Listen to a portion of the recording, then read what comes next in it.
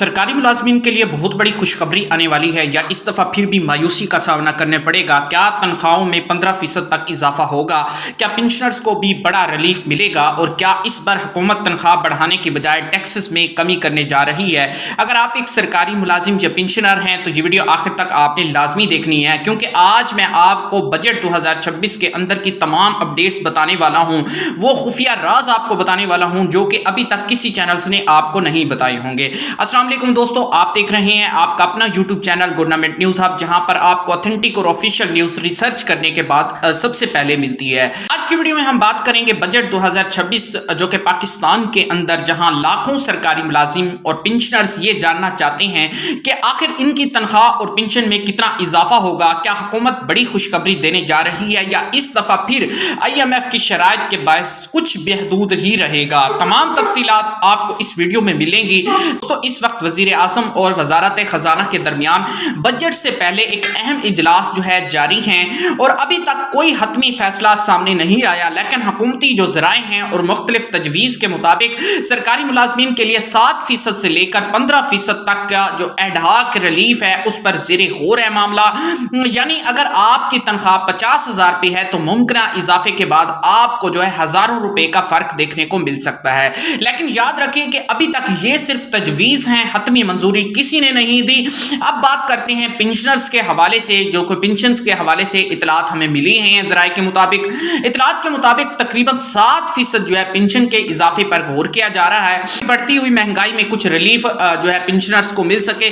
साथ एक और ही अहम तजवीज़ जो है वो भी सामने आई है कि पहले दिए गए एडहाक अलाउंसेस को बुनियादी तनख्वाहों में जो है जम किया जा सकता है, जिससे मुस्तकबिल में पेंशन और तनख्वाहों के हिसाब में बहुत बड़ा फर्क जो है नजर आ सकता है। लेकिन दोस्तों यहाँ एक बहुत बड़ा सवाल पैदा होता है, क्या हुकूमत तनख्वाह बढ़ाएगी या टैक्स कम करेगी?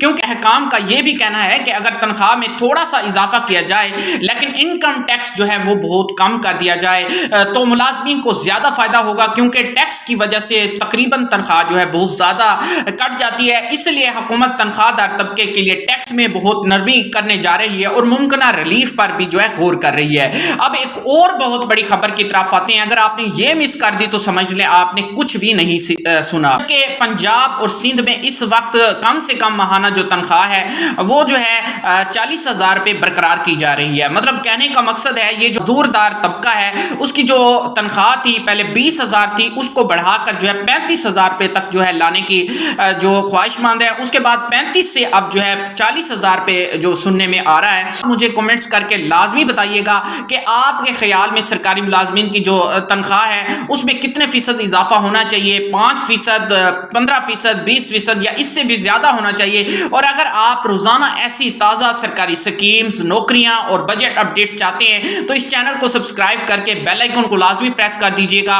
क्योंकि इस तरह के ऑथेंटिक और ऑफिशियल न्यूज सबसे पहले मिलती हैं। दोस्तों एक बात याद रखिएगा, अभी तक कोई हतमी ऐलान नहीं हुआ और तमाम फैसले बजट की तकरीर होगी 2026 में, जो कि सुनने में आ रहा है कि 5 जून को बाज़ाब्ता तौर पर जो है सामने आएंगी।